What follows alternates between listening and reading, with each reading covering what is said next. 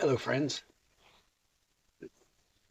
Mickey Wright's book, Play Golf the Right Way, is not as well known a golf book, and it might surprise somebody that I would include it in my list, but it's a very personal thing for me.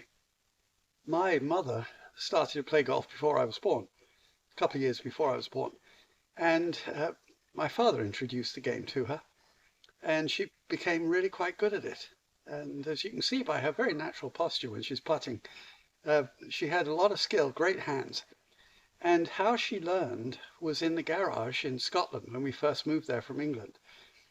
She had a couple of coconut doormats, one to stand on, one to hit plastic balls from, the kind that I use here in the garden. And in this book, The Right Way, Mickey Wright describes how she recognizes that people look at the photos and that's how she thought the book should help people. So she's got some wonderful photos in here. I'll show you a few. And she thought that you should look at them and copy them.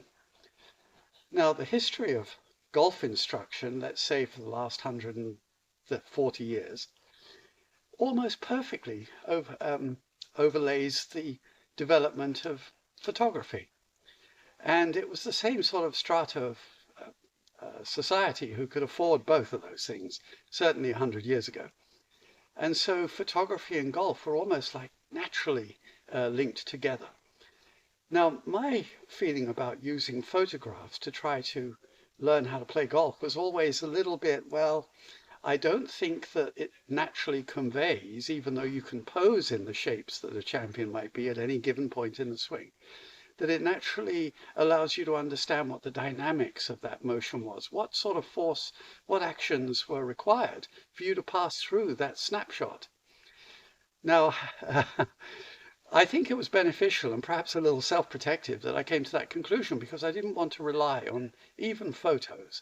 I, to this day, don't videotape my clients or in any way use the modern technologies that people use because I didn't want to weaken my skills of diagnosing and explaining and fixing people.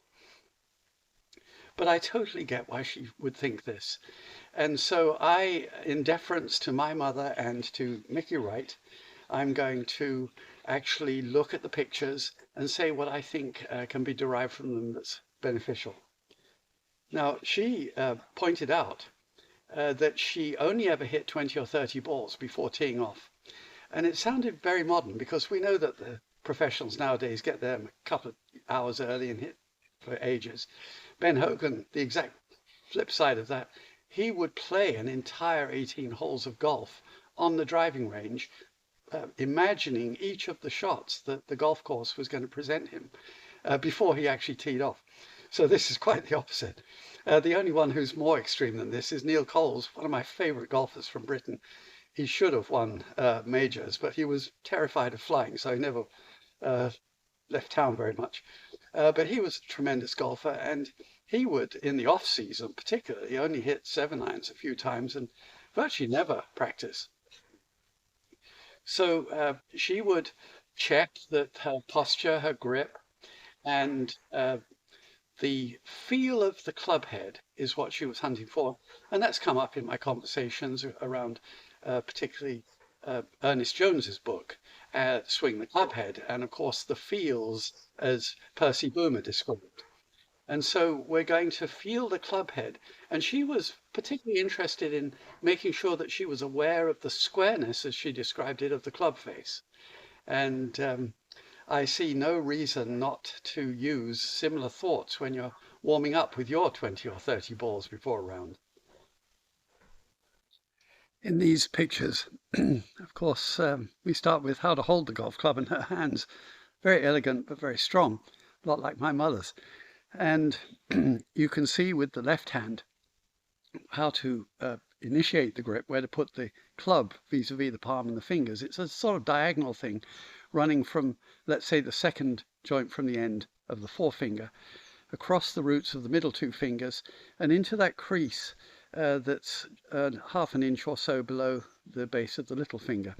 And that diagonal was very important, but then very importantly also you could see that it was then folded over so that the V formed by the forefinger and the thumb, and then this sort of stick that separated the knuckle of the forefinger from the thumb form what I call a capital Y, or in this case a lowercase y, and that line would be pointing up toward the right shoulder. They often referred to it as a function of how many knuckles you could see, and they would always say that particularly for a lady golfer it might be as many as 3, but for a gentleman golfer 1.5 or 2. And then with the right hand, you can see that it was, and Ben Hogan of course did it in a very similar fashion, that the middle 2 fingers would hook around the club, and then the palm would be folded over the curved thumb, which would fit into this curved pocket that runs up the middle of the palm. And then the forefinger and thumb would make a similar capital Y, or lowercase y, with the V of the forefinger and the lower part of the thumb, and then the stick joining the knuckle to the thumb. And also that line would be pointing up toward the right shoulder. Now, the one notable, I think, improvement that she demonstrated was the fashion with which she overlapped the little finger. She didn't just lay it on top of the left forefinger as some of her predecessors had done, including Ernest Jones and Percy Boomer. But she did it the way Ben Hogan advocated, which was to actually hook it around that knuckle and have it be in the crease between the first and second fingers. I also do it that way. I prefer it. And then I'll put my picture of me as a young man in my early 20s, just before I emigrated, so you can see what resemblance I had with my mother. People, if we were sitting in a car, wouldn't know which one was which.